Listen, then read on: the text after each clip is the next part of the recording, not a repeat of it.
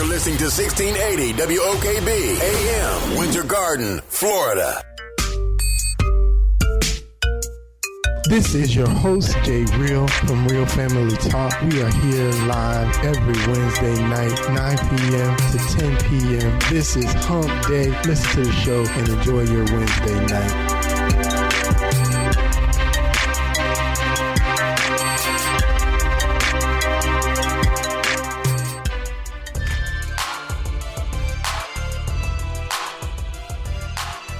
Hello, hello, hello. Welcome to Real Family Talk. This is your host, Jay Real.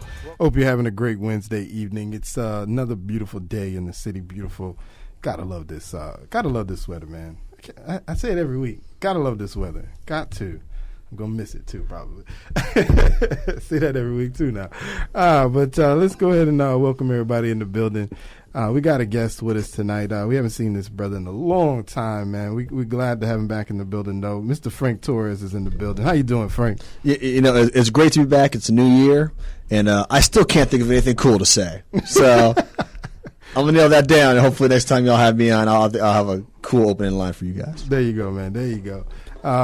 Jeremy's in the building. How you doing, Jeremy? I'm here. How you doing? Doing all right, sir. Mr. King, Mr. Micah King's in the building as well. How you doing, sir? My brother. Is my microphone on? I don't hear myself. Oh, you just probably need to turn yourself up. Okay. I like to feel my own vibrations. But I'm in the building. What I'm building. Jumba's back in the building. She left us last week. Yeah, rough day. But I'm here. It's one of those. That's what I'm talking about. Listening in, too, I know she's probably not going to get on the microphone, but she's here as well. Miss Tamia Brents is in the house tonight. So shout out to Tamia as well, man. Hey, what's up? What's going on, man? What's going on? Man, first off, man, since I was obviously we come here on Wednesday, but the game happened on Sunday, but I'm still distraught about what happened to the Seahawks at the end of the game. Why you I'm still racism. I'm still hurt. Why are you so distraught? I mean, hidden racism. I didn't. It wasn't. It was hidden racism. But none of us got a bonus for a loss or a win. Racism. We just got paid. They just got paid the same. They did. It just hurts me though. I just hate to see the Patriots win. Big anyway. I just hate to see the Patriots win, man. So. And then again, they were on the 1 yard line. That's how you saw the hidden racism. That was hidden. You on the 1 yard line and you don't give the ball to the man? Hidden racism. Is it really racism or is it money? Well, actually, you got to think about it. You got to tie everything in together. The man don't want to do interviews. The man about to be the MVP of the Super Bowl. The entire Super Bowl was his highlight game. He wasn't going to be the MVP, though. By the way. He would have scored 2 touchdowns, had over 100 yards, and it was his whole game. Who else would have been MVP? Let's rephrase that. He might have deserved to be the MVP had he gotten the touchdown. He wasn't going to be MVP. But he would not. They would have gave it to the defense. They would have gave it to Russell Wilson. That's why. They would have given it to that wide receiver that hadn't been on the roster. He would have got it. Yeah, because Russell had a bad game. So, yeah, you're right. The receiver would have got it. That's the point. That's why they said, Russell, you throw the ball in, and if you score the touchdown, now you're guaranteed MVP. Maybe. I mean, I can certainly see him getting some votes if he throws the winning pass in the end zone. Exactly. He would have threw the winning pass. That would have been game time, touchdown. Russell Wilson, yes, hoopla. We don't need you, Mister. I don't want to do the interviews to say nothing. I'm only here so I won't get fined. That's right. That's what I said at the beginning of the show. That's why I say it was a hidden racism. Because if he would have scored that touchdown, it would have been an argument. He deserves MVP. And then it would have been some interviews toward him saying, hey, so you got 100 yards, you scored 2 touchdowns. How do you feel? Well, my shoes. But he wasn't close to 100 yards, was he? He was over 100 yards. Or was he? He was over 100 yards. He would have been MVP. No, he wouldn't have. Haters like Jeremy. No, I ain't no hater, but he wouldn't go be the MVP. We already know that. Nah, they wouldn't have gave it to him. We already know that. The quarterback always gets the MVP. The quarterback had a horrible game. He didn't have a horrible game, but he didn't have an awesome game. If you look down through the Super Bowl wins, all the quarterbacks that got MVPs, half of them didn't deserve it. No. That's about accurate. Half of them did not deserve it. No. But this is the NFL, or the league dedicated to the quarterback, especially these days. So it's a hands down. Russell Wilson would have probably won the MVP, but like I said, I just couldn't believe they didn't run. I listened on Monday. I was like, let me listen on Monday. Maybe I obviously never played football. I can't break down a game. You know, I'm not a professional.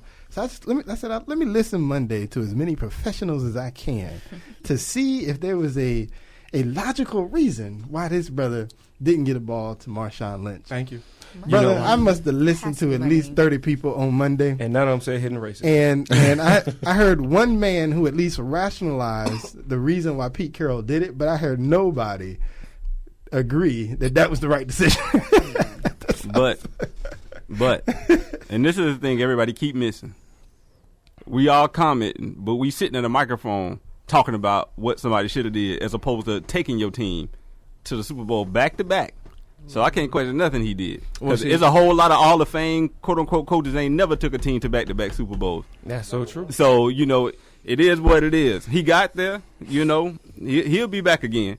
So, you know, I think they might be. And then at the end of the day, we all keep failing to realize none of us are getting bonuses no matter who won or lost. So we got too much vested in this.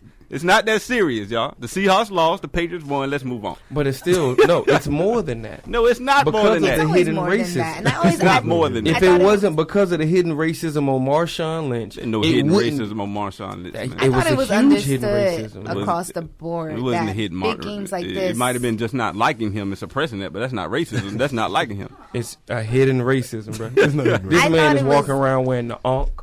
This man is playing the black power symbol saying, I don't want to do interviews. That's a strong black man standing up for something. They not going to have that, man. Yeah, I'm not going there with you. I thought it was understood that games like this, everybody knew that behind the scenes, it really had to do with money. And everyone's talking contracts, and if you win this, you can get this, and if you throw this game. Like, don't we watch movies? Isn't that what happens in the movies? And movies derive from real life situations, right? This is true. I hear you. But you don't throw that game. No, I don't think you throw not not on the 1 yard line. What happened was the call came down. You can all say we don't throw that game, No. but you forgot a team threw a whole World Series for a check. So don't tell me it can't happen. It happens. You know what I'm saying? I think they was told to not give Marshawn the ball. For what the coach had said, he was like, okay, we was going to throw the ball and then get an incomplete. And then we was going to have a chance to do a play action after that because we was on second down. He had a whole game set plan not to give Marshawn the ball. And then what happened was the defense just did a great defensive play and got an interception.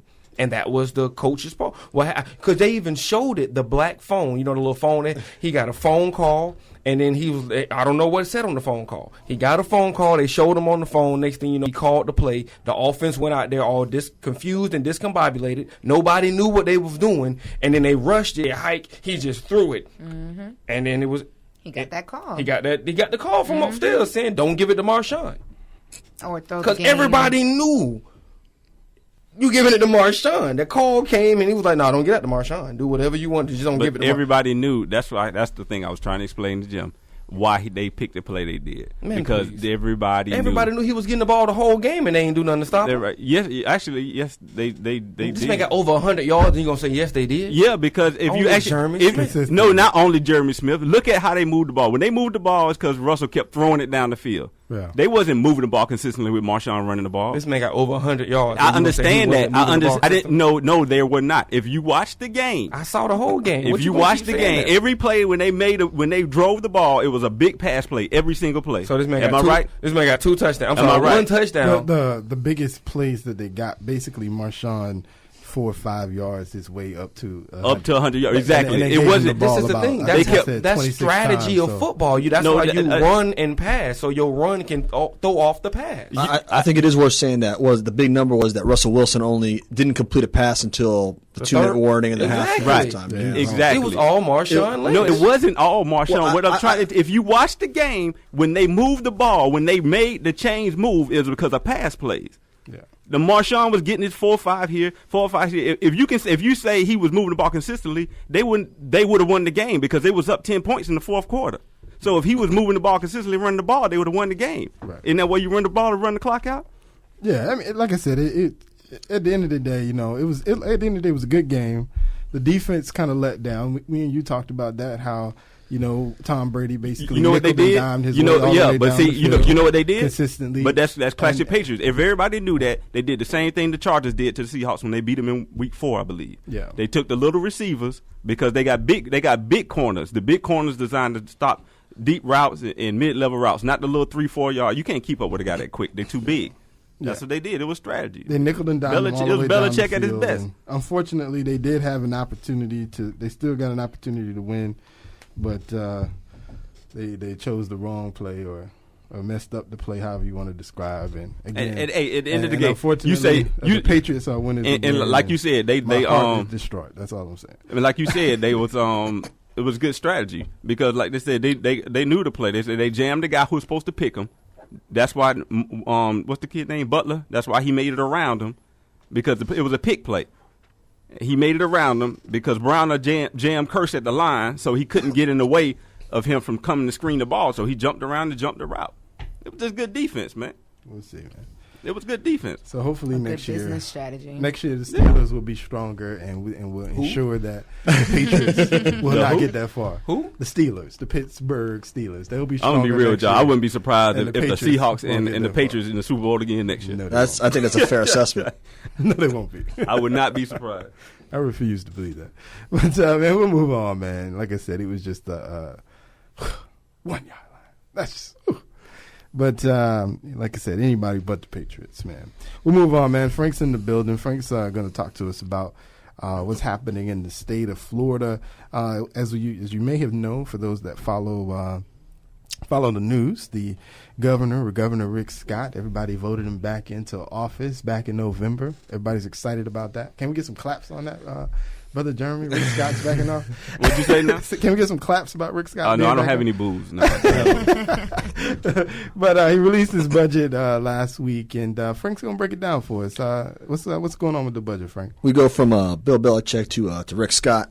Last week, the governor released his Let's Keep Working budget, which is $77 billion. I can't begin to comprehend how much money that is.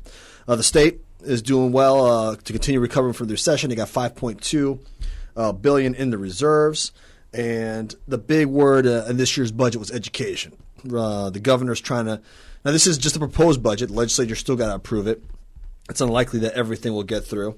It's likely that a lot of things won't get through. But the governor's big push this year was education, and he wants to raise spending to the highest per pupil spending the state has ever seen. He's throwing a lot of money into the schools. It was one of his campaign promises, and he wants to deliver on that. Some other things, he's going to cut the cable and TV tax, or the cable and telephone tax. He's cutting a percentage that will likely boil down to about $40 for each family. Not a terrible amount of money. Little incentives like those, money for the environment, the Everglades projects all around the state having to do with the state's water, as well as other avenues of schools such as tech school.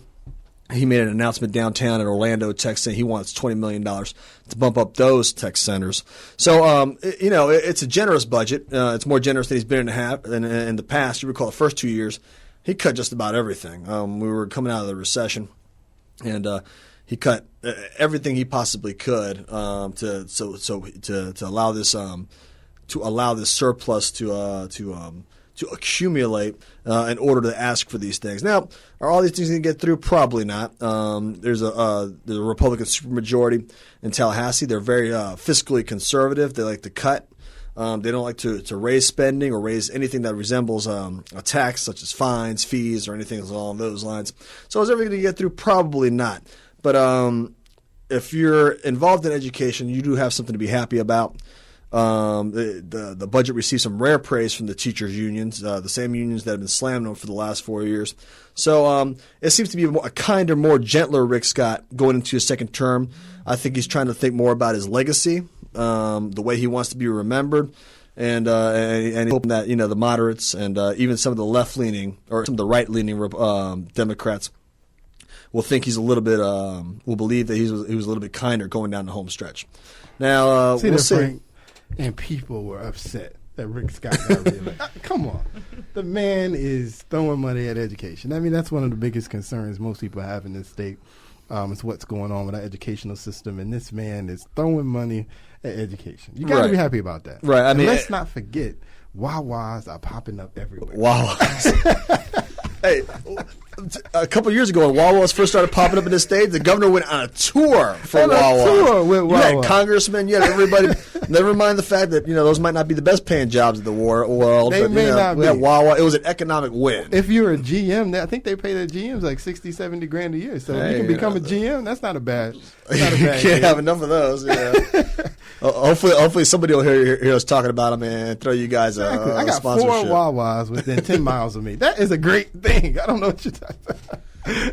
But yeah, the numbers are looking good. The economy as a whole continues to recover slowly after the Great Recession. Florida's ahead of the curve of most of the states, and I think that's just a good compromise, or that's just due to a balance of what's going on in Washington and a balance of what's going on in Tallahassee. So that's what's going on with that budget. One thing, sort of, we went from Belichick to Rick Scott. One thing is sort of Scott's controversy with firing the top cop in the state, the commissioner of the Department of Law Enforcement, Jerry Bailey. He was supposed to get the permission of the cabinet, the CFO, the Commissioner of Agriculture, and the Attorney General before he did that. He didn't. So now they're going to have them a heart-to-heart tomorrow in Tampa at the State Fair for a meeting. You might have heard something about that. They're not sure if protocol is followed. The former commissioners calling the governor a liar, and the governor's calling the former commissioner, Jerry Bailey, those attacks he's throwing his way, ridiculous attacks. So he's got some drama going on that way. This should be the brightest time in his administration. It's not because of all this talk involving the controversial dismissal of the commissioner of the Florida Department of Law Enforcement. So the time where he should be celebrating, go around high-fiving everybody, he's still defending himself against these questions over allegedly misdone protocol. So that's what's going on with the governor. Some drama, some good times, some bad times. You know what it is? They gotta mess with him somehow. And it has to. I mean, he's Rick Scott. Nobody really likes him in the state. I mean, he got reelected, but he certainly doesn't have this widespread love. No, he doesn't have the widespread love. So they got to get him for something. And I've got to give him something. They're not knocking him on his budget. You really haven't heard a whole lot about the bad news about his budget, so they got to get him on something. I've covered Rick Scott over 30 times, probably in the last year and a half. Everybody in this in the studio right now has more passion and more energy behind the microphone than he does, and I guess that's just the way he is, and Nothing wrong with that, though. nothing wrong with that, I guess. It's not about how you say it; it's about what you get done. I guess, yeah. And At the end of the day, it's about what you get done, not how you say it. I mean, we love a flashy politician. Yeah, we do love some flashy President politicians. Obama is one of the greatest. Governor Chris Christie is right behind him. But, they're flashy. They'll say a speech and you be swooned by the words that they say, right? But at the end of the day, it's not about how flashy it's about what are you getting done. And I'm not saying he's the greatest governor we ever had, but things are getting done. Things are getting done. That's why he got reelected last year. So, the voters ultimately decided. And now it's we're going to have us a little lull here before 2016. And 2016, man, forget last year, man. 2016 is going to be – you're not going to be able to get away with it. I mean, it is going to be everywhere. So we'll see what happens going on to them. Tell me what's happening locally? The election season's over, but the government is still rolling. So what's going on locally that we should be paying attention to? There were a lot of local leaders celebrating the beginning of Black History Month at City Hall last night. Was that last night or the night before? I can't remember. My night's confused. It was the night before, I believe. You had Mayor Buddy Dyer, Commissioner Sam Ings, Commissioner Regina Hill, as well as County Commissioner Victoria Sipple and some other lawmakers bringing in Black History Month at City Hall. It's the third year in a row they've done it. It was standing room only over there, and that was a terrific event as far as the city goes. Both city and county governments we're optimistic moving into the new year, so things are going well over there. As we keep moving towards the new year, you're going to see the Orlando City start playing MLS soccer, so you're going to see a lot of attention directed towards them. More stuff concerning Sunrail, trying to get the ridership numbers up. And Ultimate I-4, something that's going to affect everybody, trying to get this construction settled away for Ultimate I-4, which which the majority of the headaches are supposed to be coming in about a year and a half from now, when they'll have to mow that thing right down the middle to put in those pay lanes. Right. But they insist it's not going to be a big headache, but it's I-4. It's I-4. I-4 is a headache now. So when they start doing a bunch of construction down the middle in the middle of the day. Yeah, and they're going to do it. They're going to do all 21 miles at one time. Wow. Because they said if they didn't do it, the project would take 16 years. I'd imagine, yeah. So from 434 in Longwood all the way down to Kirkman will be construction. That's going to be crazy, man. It is going to be crazy. And when does that start? That started. Technically, it started Monday night, but you're not going to see the real. You're not going to see, the guardrails and the bulldozers from now. At the moment, doing is they're surveying. They're taking the survey pictures, and they're out there. You know how the guy sits out there with his little stand. Yeah, that's what they're doing right now. I mean, they started that at like midnight the other night, a couple of nights ago. They started doing the survey, so they said, I think I read they'll be doing that for a few months. And then we'll be a few months after that. We'll kind of get that base, the concrete blocks. I believe they said it. They'll be start laying those out so they kind of block the traffic away from where the construction is happening. And then you'll start seeing the equipment roll in a few months after that. And a few months after that, it's going to be little by little. But I'll tell you, about a year and a half from now, 2 years from now, you're going to see me doing everything I can to avoid I-4. Because the project is not even done. I think to 2020, yeah, it's a long project. Something like that. But wow. I mean, yeah, wow. The drawings look beautiful. Yeah, but I think about where I'll be. Who knows where we'll be in 6 years from now? You know what I mean? Also, at the county or at the city level, the Paramore redevelopment plan was approved. They're basically aiming for 3 areas. They're reducing the dependence of automobiles. They're increasing the availability for housing and the availability for the opportunity for job growth in the region. That passed unanimously before the city commission, and they got some high hopes from that. That's going to be funded with in collaboration with some of the city's tax dollars and some federal grants. So we'll see what they can do for Paramore to try to get that community up and on their feet.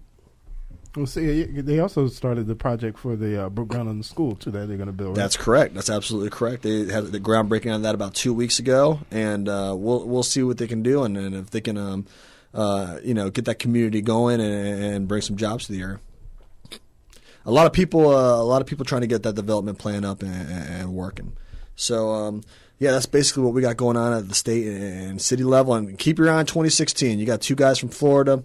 Right here, Marco Rubio and Jeb Bush, both getting ready to throw. Jeb's already thrown his hat into the ring for 2016. He's leading the poll numbers. Florida Senator Marco Rubio expected to announce in the coming weeks. Right. Yeah. Who do you like? Well, who do you like, Frank? Poll numbers, it looks like Hillary's got it. I mean, we're talking about Republican nominees. No.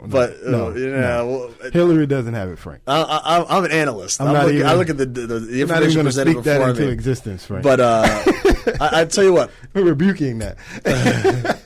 But we're gonna see what happens. You're gonna hear a lot of people thinking they know what's going on. But we still got 2 years to go. Generally speaking, from an analyst point, let's just focus on Rubio and Bush. I mean, what do you think their chances are? Well, I think Jeb has got a better chance than Rubio.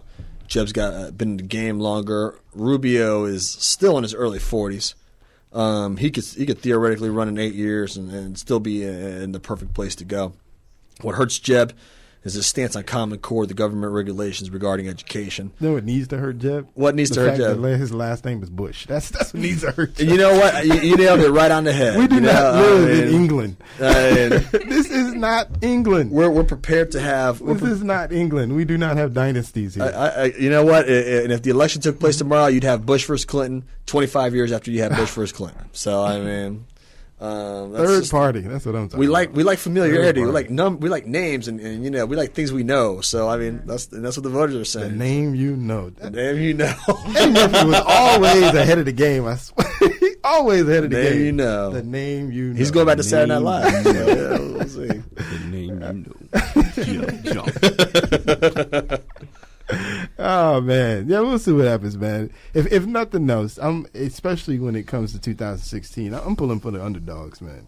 I mean, I don't necessarily know. I won't say I agree with everything that they have to say, but I'm definitely pulling for the underdogs because I'd like to see something new, something fresh, something that hasn't been there. I mean, as far as between the two, Rubio and Jeb Bush, I take Rubio simply because, hey, Rubio be the Cuban descent, potential nominee. That's history in that in and of itself. I take that history over Jeb Bush any day. Over Jeb Bush any day. Just on principle. We'll see what the voters say. Ideology, whatever. Just on principle. Keep in mind, Jeb versus Marco is almost like a old lion, new lion. That's a mentorship showdown. There's going to be some drama of those two have to go at it in the debate stage. The Rubio came up under the ranks with Jeb Bush's help. That's correct. So yeah, there's definitely something there. But Rubio, Carson's out there. That's I'd love to see Carson, second black man, get nominated for president. Would y'all vote for him? Would you vote for Carson German? He's black. You already know. He's a Republican. You already know it. What did I tell you? If you go by the same logic. Hey, what did I tell you? They can show up on stage with a robe over their head. I'd love to see Carson. Carson's going to be out there. We'll see what happens. Cruz is going to be out there. But I get a Herman Cain vibe from Ben Carson. So we'll see. Hey, what's wrong with Herman Cain? Nothing was wrong. Nothing was wrong until those ladies came forward in Atlanta. Nothing was wrong until then. The ladies that have disappeared from the face of the earth. Those ladies. I haven't heard nothing about them ladies now.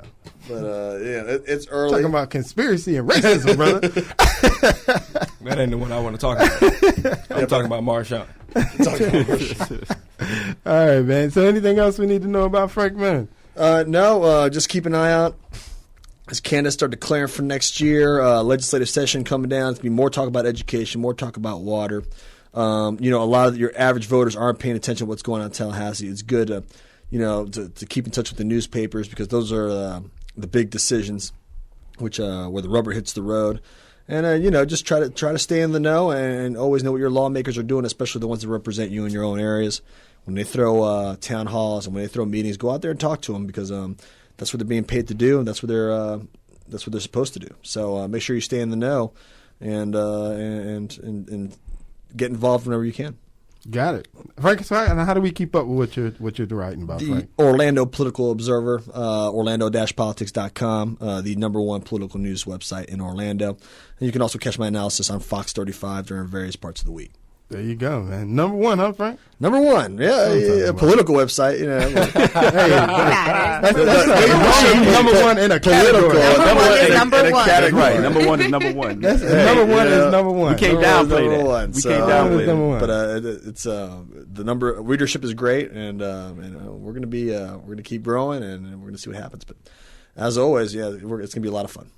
Appreciate it, man. We appreciate you coming. Anytime. It's great to see all you guys and great to be in front of your audience. Good stuff. Awesome, man. Thank you, Frank. Orlando-politics.com, right, sir? That's how we catch you, man. Frank Torres, people. He knows what's going on in Orlando. Ain't that right, Frank? Yep. You know it. If it's happening in the state, Frank's aware of it. But we appreciate Frank, man. We'll keep it moving, man. Some other interesting stories I saw this week. Did you guys catch this one? The story about the Detroit man who has to commute to work for 21 miles. Yes. You caught that one? I didn't read the caption. I saw it. I heard about it on the radio this morning. Apparently, the brother, he works a minimum wage job. He's a middle-aged man. He's got to be in his 40s or 50s. I think I read it, but I can't remember exactly how old he is, but certainly about 40s or 50s. And the brother treks from 21 miles from his house. The thing that made the story interesting is that apparently he has to walk about 5 miles to get to a bus stop. Then once he gets on that bus stop drops him off about another 5 to 7 miles from his actual job. So he walks from that bus stop to the 5 more to 7 more miles to the job, and then after that he does the same route back home. So he walks another 5 miles back to the bus stop, catches the bus for a bit of a time, and then he walks another 5 miles after he gets off to actually get back to his home. And the story was interesting, or the reason why I think a lot of people are enamored by the story is the fact that he's doing this rain, sleet, or snow. So what happened, and to kind of get the story out there, they said there was a gentleman who basically he drives the same route that this gentleman goes to work, and so he was riding, and it was like snowing outside, and and it's Detroit, so when it snows, you got 2, 3, 4 feet snow. So he's out there walking to work, in the snow and everything. And so this gentleman decided to pick him up, and obviously they probably talked a little bit on that little commute. So we got to know him. Then the local press got a hold of it.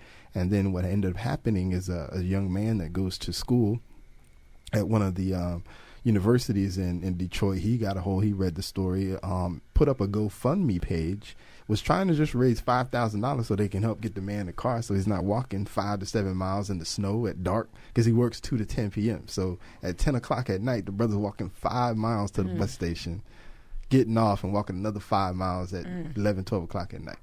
So the brother's dedicated. They say the man has not missed a day of work. Rain, sleet, or snow. Not late. Never been late. His boss said he's nor never missed a day been of work. late. And it's a minimum wage job. The man ain't making buku much money, obviously. I mean, ain't no other jobs around his house or nothing? It's Detroit, brother. Right. you get what you can get out there. Not only that, but if you got that same job for X amount of years, it may be minimum wage, or everybody got a retirement plan. Yes, right. So yeah, the young man set out to raise $5,000 for him, and ended up raising the GoFundMe account has over $200,000 now. So yeah, just amazing story of perseverance. You got that laugh. You talk to your parents, depending on how old you are. I'm in my late 30s, so my dad always told the story. I used to walk 11 miles just to go to school. You don't know how lucky when I wasn't you picking cotton. Right. And then you think about the trek that this man is doing. Like I said, in rain, sleet, or snow, he's out there walking. Perseverance, man. Most people, especially for a minimum wage job, most people don't have that kind of perseverance. But it's just a testament of who he is, and what obviously what he's fighting to keep. It's inspiring. It's inspiring. If he can walk in 4 feet of snow, walk 5 miles, 4 feet of snow, to get to his minimum wage job, what can we do? 407-894-1680 is the number. 407-894-1680. You gonna say something, Jumbo? And really interesting about it, I heard it this morning on the radio. Yesterday, I actually had 2 people. My sister called me and was like, hey, I'm not going to go to work today. I'm not, I'm just going to take it a 6 day. I'm just not going to go to work today. I'm like, okay, cool. And this is my older sister in Virginia. And she's like, yeah, I'm just having a bad hair day. I'm like, okay, to each his own. Then my other friend called me and he's like, yeah. And I'm like, are you really sick? He's like, no, but I called in sick. I said, why? He said, well, it's cold outside. Literally, he said, it's cold outside. It's like in the 20s. So I'm not going to work in the cold. And then I heard the story this morning. And then, of course, you have all the other people on the outside who are like, why is it that he's been at this job for so long? He still hasn't been able to get a car. Like, is he really saving his money? What is it? Or maybe he likes to go through this struggle every day. Maybe, those type of questions and skepticism. It's just Lord, bless me with a job that I got to walk 10 miles to get to. I'm just happy I'm sure to that go was his through prayer. the struggle every day. Like, that's just the craziest thing. And then to hear that he's never been late. Ever been late. It's just, you just don't know how good you have it until you hear somebody else's situation. Like I said, he's a 40, 50-something year old man. Oh, okay. Yeah, he makes $10.55 an hour is what he makes. 56, Mr. King. He's 56. Oh, he's 56. Yeah, $10.55 an hour is what he makes. $10.55. He has kids and all that also? I don't know. The story doesn't talk about that. And it makes so much sense that he is that age, because I feel like our generation, we're not putting up with that. Nah. That ain't happening. We would have had another job. Thank you. Exactly. 19 years and 11 months ago. We would have did that for 1 week.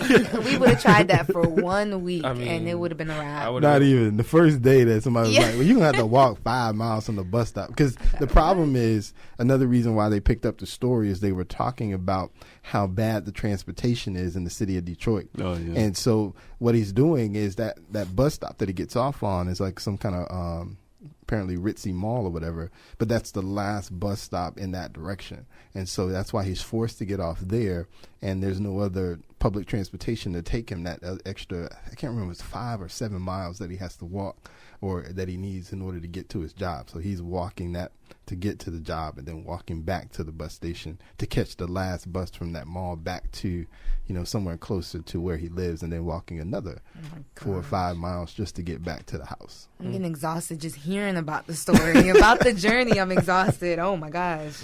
But it just goes to show you, that, through perseverance, there's always a blessing.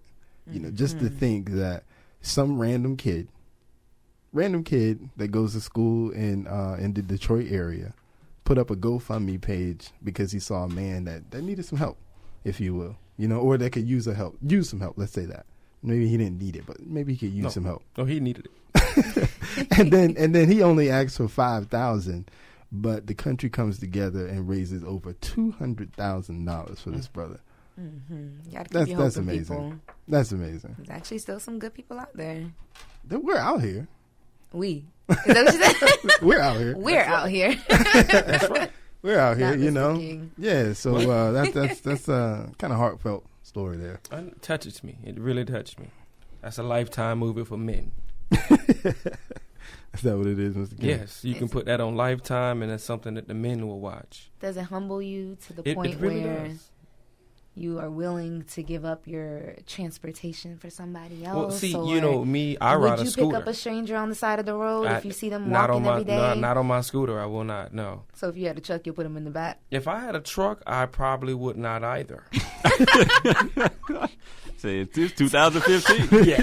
We don't know who he is. I am sorry about that. The only person that can ride with me is Smith and Wesson, and the only two that ride. Not no stranger, no, man. You 65 years old, brother. Something you did wrong. I'm sorry. Yeah, no, I don't trust people. 407-894. You wouldn't either. I wouldn't. 1680 is number 407-894-16. I appreciate Hey, that. man, there was a good Samaritan, like I said. Yeah. They gave him a ride I in the snow. appreciate Man. him. Even if I was walking, I probably wouldn't get in the car with somebody. I'm like, no, I'm okay. Be shivering in like the negative 3 degrees, Kicking feet snow off your swollen. boots. Yeah, I still wouldn't do it. I don't trust people. Yeah, man, but it's just a heartwarming story, man. Heartwarming story. To kind of switch gears, though, more of a local story, local to the state anyway. I was reading 2 parents, man. Apparently, no, not wrong story. The cops were called to a home because of a burglary.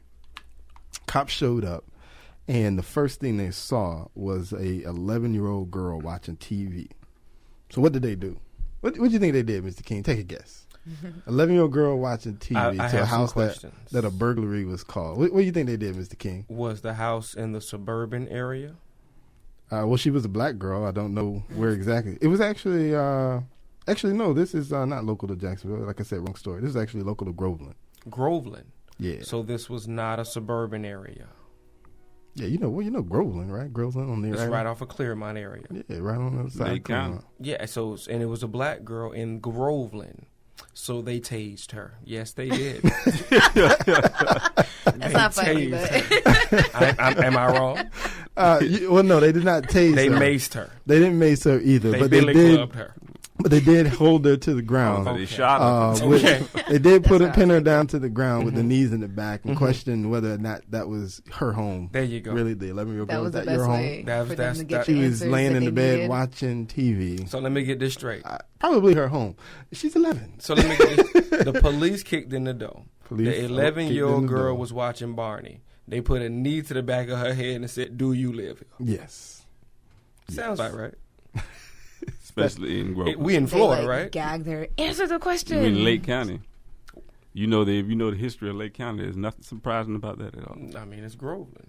Groveland is right there by Claremont. That just So got there developed. wasn't a burglary? No, apparently there was a burglary that's why they showed up at the home. They were responding to a burglary call at the young girl's home. But she didn't But- call the cops. They broke into I the don't, house. it doesn't really get into who Technically, actually they called the did. cops. They broke into It talks about this. The main part of the story is talking about this young girl and the fact that they, again, they knocked down the door. They heard it was, they They responded knocked to down the a burglary call, so they were trying to rush in and get the burglars. But the first thing they saw was the 11-year-old girl, so they had her at gunpoint. They eventually put her on the ground, and like I said, they apparently, according to the story, they put one of the officers put a knee to her back as they questioned whether or not she was supposed to be there, and then searched for the the burglars. But yeah, just the idea that the first thing you do to an 11-year-old girl, put your knee to the back. Come on. Who's suing who? Come on, man. It ain't even about suing. It's kind of like, this is sad now. We already knew that, though. This really... I knew it was some. I'm surprised they didn't tase her. I remember they tased the one girl that they had in handcuffs in the school. and they tased her. She was handcuffed. She was getting out of line with the teacher, I guess. And so they cuffed her. I stood up, and then they tased her while she was handcuffed. So I'm pretty sure. I mean, it's sad. A tase is nothing compared to my hands are up and you still shoot me. How many times do we see that happen? But we don't see nobody watching Barney, and then the police break into the house and say, "Oh, we was responding to somebody else that was supposed to be breaking into the house." I mean, that doesn't make her any less innocent than the other one who has his arms up. I mean, she in the house watching Rugrats, and you gonna put your knee to the back of the girl. You was watching Rugrats at 11. That's what she was doing. I'm talking about Real Housewives. She was watching. Stop. Stop. Not to say that means anything. That's just prejudice right there, okay? She was watching Rugrats and Barney, and they broke into the house. They kicked in the door. Kicked in the door. Kicking a door to a house that's supposed to be broken into. Why? Well, I almost get why they just rushed in the house because they were responding to a burglary. But the idea that the first thing you see is an 11-year-old girl put a gun to her head, lay her on the ground, and put your knee to the back. That's the thing that gets me. I mean, if they're responding to a burglary in the home, I hope they're going to rush to my house and kicking your door. That's what you want them to do? Hey, no, I'm obviously looking for help. You don't. You wait outside. I don't want them to wait outside and say you can't see. Hey, legally, if the robber hurts himself in your house, he can sue you. So what? Legally, so if the robber for him to come outside, yes. We have the whole place surrounded. That's way. We ain't gonna say none of that. No, we just wait for you to come out. You got to come outside eventually. So let me get this straight. You rather him kick in your door, shoot up your house, wrestle and fight in your house, and then arrest him and then walk on out and then, okay, now what? Or he has his gun to the person who's in the house. So he got a gun to the head. Like, I'm not getting out of here unless we all get out of here, or no one's getting, that makes it a lot bigger ordeal than it needs to be. Either way, it's going to get, has a gun if it happens in the house, it's going to get too messy in my house, and I don't got insurance for that. That's what you're thinking as a house owner, as a homeowner. Of course. What you think about the cops? So the cops thinking what made them believe that the best decision is to break in this house, and put a gun to the little girl's head instead of asking breaking her. into the house is never the best decision. You should always wait outside. That would be the best decision. No. That would be logic. Somebody breaking into the house, eventually they got to come out the house. So we will wait outside and catch you in the act. To plan, Why would you want them to kick in your door and run in your house to go stop these people from stealing stuff out your house? But that's off topic. What we're talking about is just the treatment of the young lady. Yes, we recognize that was horrible. Yes, very bad, very bad. That was horrible. Do not agree with that. Yeah, not at all. Right. Hopefully, and at this moment, at least, there's no update to say what is going to happen to these officers. Nothing. But hopefully something happened, some kind of disciplinary action. I mean, obviously theoretically she wasn't necessarily hurt or anything, but there's got to be some kind of repercussion for walking into the house and then treating the young girl. Walking? Wow, he just changed it up. He did it like Fox. He did it just like Fox. He went from they kicked in the door to now they walked into the house and they, roughed her up a little bit. Whatever. Wow. Coming into the house. Is that my Uncle Tom over there? No, Tom left the building. But no, there's got to be some kind of repercussion for treating, a young girl this way. Again, because obviously the young girl at 11 years old was not the burglar that was potentially robbing these people that they called the cops for in the first place. So I hope some kind of repercussion comes from this on these officers. They're both 3-year veterans of the police force and also have a consistent record of sort of overreaching in their responses to different incidents. So I hope something comes of this, but I just can't believe it. 11-year-old girl, gunpoint, on the floor, knee to the back, as if she potentially is the suspect that you're looking for. You never know. It all depends on what she was watching. Come on, man. If she was watching... Come on, man. She could have been in distraction while they were getting on the back door. No, that's not true. If you had to kick in the door, that's a different story. That's what they did. Thank you. But I'm trying to say, if she was watching, Husbands of Hollywood or something like that, then yeah, I understand why they did whatever. But if she was watching Rugrats, those type of people that watch that show, who knows? You got to understand from their point of view. They only got a split second to make that decision. We're not going there. That's what So you're telling me they came to the living room. They got into the living room. 1680. We're going to keep it moving, John. We're going to keep it moving. And then looked at the TV. Something else I saw in the news, man. They looked Something at else the I TV. saw in the news. Did you see? I cannot pronounce this brother's name, but the man that was the lead character in Selma, David Oyelowo, something like that. Does that sound about right? You know that is it. I think that was it. Sounds about right to me.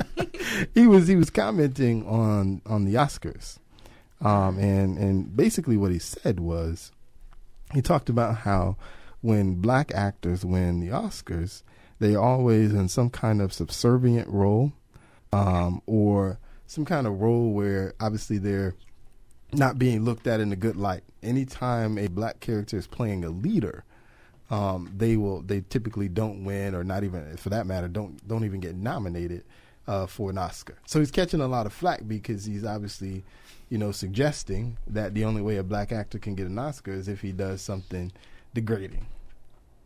What do you think, Jeremy? Is there something offensive about that statement? No, ain't nothing offensive. Speaking a lot of truth. He's saying the same thing a lot of other people have been saying. You got to put on a dress. You got to do this. You got to do that. So Ain't about you probably ain't gonna get one putting on a dress, but you need to. I mean, when you really just look at somebody like Denzel, all the just historic movies he's been in, and he wins the Oscar for Training Day. Training Day was a great movie, though. It was a great movie, but is that the best character he ever played? Glory. That was the other one. Yeah, that's right. He did get to support that. But I mean, you know what I'm trying to. You know what I'm trying to say. It's all But you got to think. I mean, why yeah. did I he mean, do it I for understand Glory? that. I do understand. It's you all remember. politics. That's why I put no value in the Oscars or the Grammys or any of them. It's all politics. Even in Glory, they say he only got the supporting actor because he took that slap or something like that, right? The slap. He took that Beating. beating. That was the beating there. That's right. Beating. He took That's the what it beating, was. and then he had that one tear That come one down. one tear coming out. That was That one tear. You threw balls? Iconic. That was good. You got any more balls? You ain't seen it, bro. You too I young. did it. Just trying to get them shoes. You didn't see Glory. Oh, Y'all haven't seen Glory? I No, didn't see I've Glory. seen Glory. Go I was back about and to see say. Glory. The young buck to the right hasn't seen Glory. John, but It's you not haven't. because of my age. I just haven't seen the movie. All right, DVD to Jumper's house. No, ain't no harm. It's important. You need to see She Glory. works a lot. She don't work that much. You can squeeze it in. Watch 30 minutes a day till you get it. Is it one of those 3-hour movies? It's a classic movie. It's a I good, don't know yeah, how but long I'll tell you, it is. I don't know if it's quite 3 hours. It's probably over 2. But I would tell you this: it's one of those movies that's good enough where you don't realize how long it is. Yeah, it's definitely one of those. Okay. Am I gonna be? It was okay. better than Selma. I saw Selma. You know what? I haven't seen Selma, but I The agree. difference- I'm going to agree with you. Selma is historical, and that's the value of Selma. But Glory is not historical. Not The in first black troop in the Civil War. That's not historical. It's not historical And in that Denzel it was. was- It's not historical in what? It was representing something. It wasn't telling an exact story. What's the difference? So Selma is telling an exact story, exactly the way that it was. Okay, that it well, was Glory told portrayed the in real story life. for the most part. Whereas It really did. Glory represented a part of history, but it wasn't telling the exact stories of those men. It was a good amount of the That's- story. I'm not saying good or bad. I thought Glory was great, but I think there's a distinct difference. There's between no the two Selma movies. without no Glory. What you say? None of that matters. I don't know what we're it- talking it- about. It does matter. It does matter. Everybody You're had to downplaying. conversation. Everybody had to digest that for a second. You're downplaying the significance of the 99th. I'm not. I'm just saying that Oh, there was my a difference Lord. Oh, don't distinct get me between the started. two movies. Get me started. Glory told the story of people who participated in history. Selma people that was the died, actual history. who But it died for wasn't. their country. Glory wasn't Okay. the true history of exactly They what died those for men their spent country. I don't know. What you think, Jeremy? They died for their country. through. This is not what we're going to today. But I know, I know, Not but they today. still died for they still died for their country. I don't know. I'm with Selma though. I don't know. Great. They were both great movies, Man, please. but this I don't necessarily know one was better than the other. The only reason I disagree with Selma was because I think it's really teaching. It shows you, in my opinion, that, and I know nobody's going to agree with me, but it shows you how your vote doesn't change anything. That's what Selma showed you? Yes, that's what Selma the movie showed me. How so? Wow. Because I don't know what movie you his watched, whole thing was, we want to get the power to vote. We want to get the power to vote. Mm-hmm. We have that power, right? Mm-hmm. but we don't use that power. Oh, now we don't use the power. We don't. I thought- Do you not see the That was the whole percentages point of of the black movie. folks that vote? We don't use that power. You can't even say black I people thought just you- in general. What- Exactly. Do you not see the percentage of people who vote? We don't Yes. use the power. I So thought your original statement was that we it don't use the shows power. you that You gotta use it voting before you doesn't can say mean it. anything. It doesn't work. It doesn't. If we don't use the power. No, because the system is still set up. The thing about it is Martin was trying to get us to thrive in their system. And it showed you that they will never let you be the best or do anything because it's their system. How you going to beat us at our game? Clearly, you did not watch Selma. What? Yeah, I'm so confused. We're going to move on from that, brother. But clearly, Like I said, you didn't watch Selma. I'm going to need you to I go wouldn't expect Uncle to know. and watch Selma because you did not see that movie. You saw the alternate version. I'll of admit it. I haven't. Maybe that's what it And I'm was. scanning the movie in my head. I'm But like, I do You know saw it's the Selma. alternate version of Selma because I saw it online for free. that, Okay, there it is. That was the problem. There it is. That was the Where problem. did you see it at? They the movie theater. that was clearly not the theme of the movie. I didn't say that was the theme of the movie. Did I say that was the theme of the movie? No, you did not. say Thank that. you. I know I didn't say that was the theme of the movie. It was clearly not the thing. But his point is he trying to make was I he was said that's saying what- the great that's what it the showed. great doctor was trying to show you how in a game that you weren't designed to play. That was I said this is what the movie showed you. Never said that was the theme.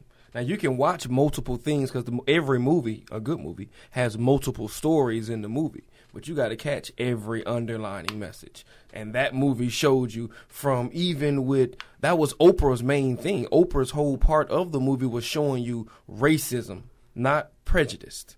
Racism, when somebody had power over her and they wouldn't let her do because her color. That's racism. It's not prejudice when you just don't like somebody because they black.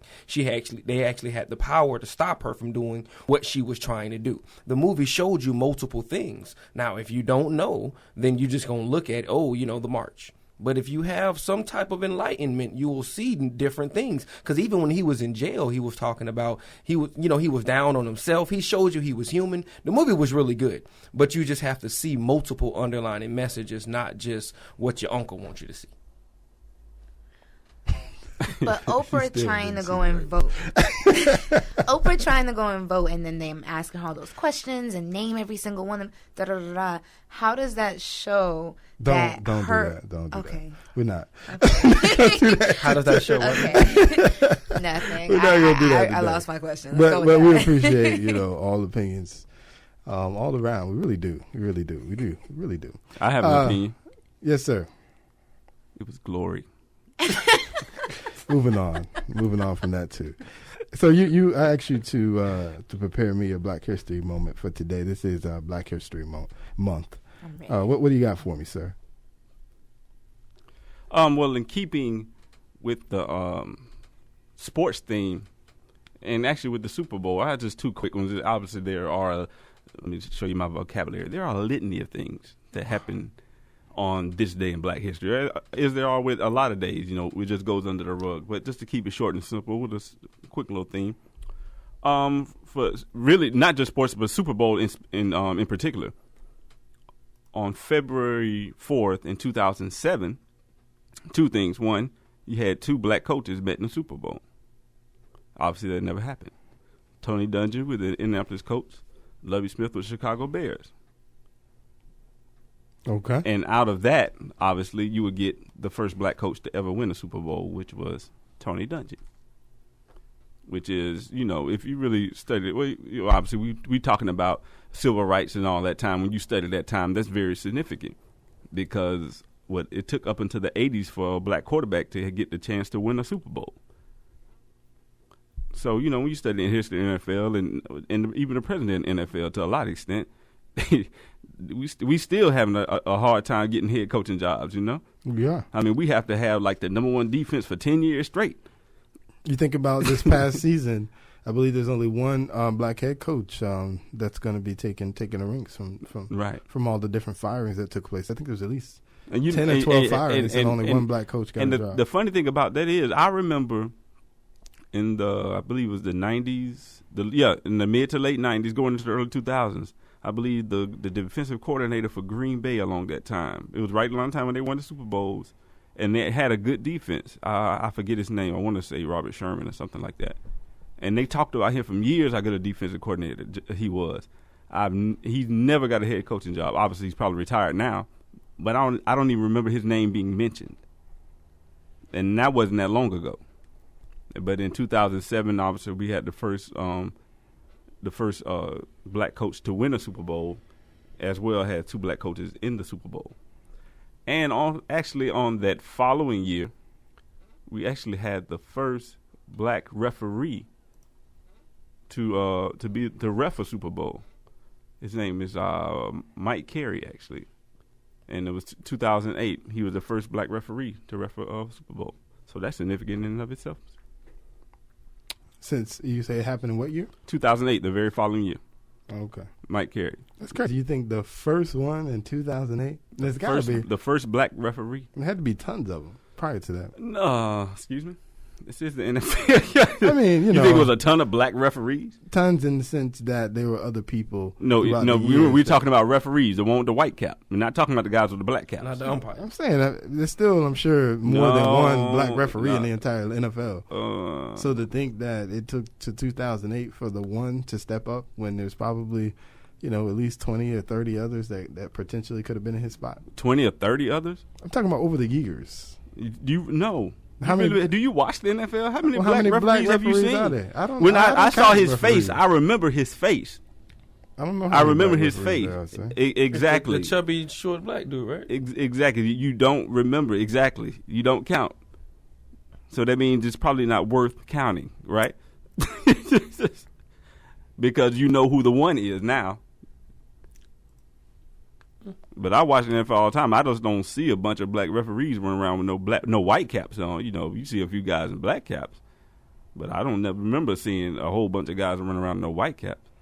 I think this is how other people or other races feel about the NFL when they see, one of them actually playing. Right. We got one in there now. We on the line. You let it be a white running back. Oh my God. What? He the greatest thing to ever live. They still talk about Mary Hodge. He played 3 years. Shoot. So they got some accomplishments too, but sports are sports. Yep, first black to officiate the Super Bowl. All right, man. Good stuff. It was actually funny. His big moment in the game was if you remember the game. When Eli was almost sacked, they didn't call him down by contact. He was able to get loose and throw the ball down to Tyree, where he had the gum stuck on his helmet and caught the ball. Remember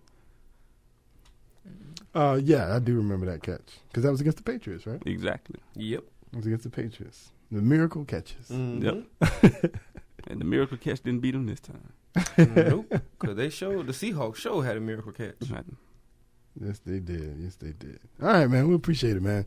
We're gonna definitely be looking at Black History every Wednesday this month, and just dropping just a little gem, just to keep in the back of your head. We know we've done so many things. And so we just want to recognize them. Try and stay away from as much as possible from the things that we know, and try and catch some things that we aren't aware of. Speaking of history, though, pay attention. History is hopefully going to be made with right in front of our eyes within the next few weeks here. Loretta Lynch is up to be potentially the first African American female attorney general. So we're getting an opportunity to witness history in front of our eyes, potentially. It's looking real good for her. There's some people who are trying to block it, but the leaders in the Senate are saying the right thing. At least they're not trying to block it. They're going to bring it forth to a vote.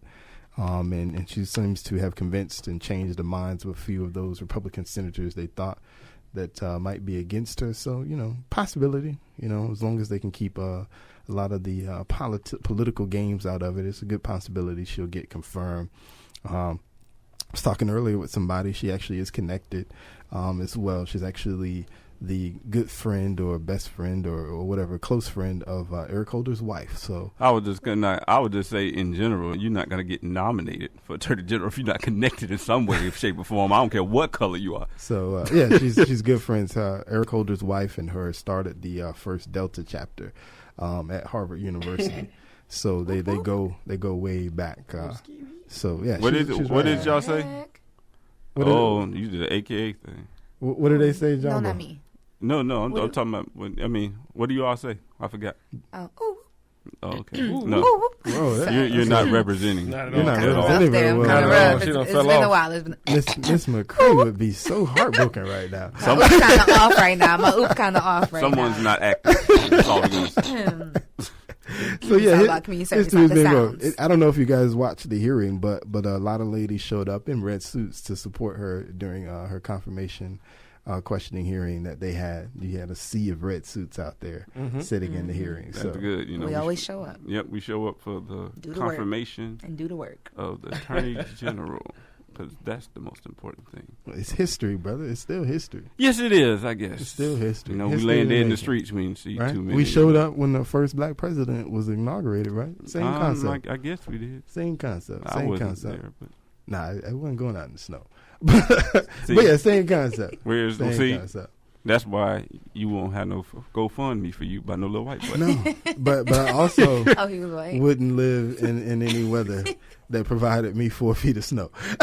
So I want Or to thank have a you. job. Thank y'all for tuning in, man. We'll be back here next week, 9 p.m. This is Real Family Talk. We're on WOKB 1680 AM, your urban empowerment and inspiration station.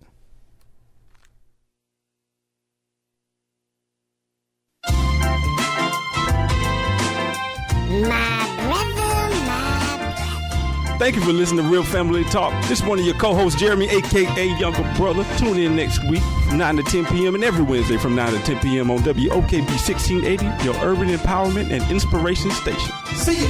My brother, my brother.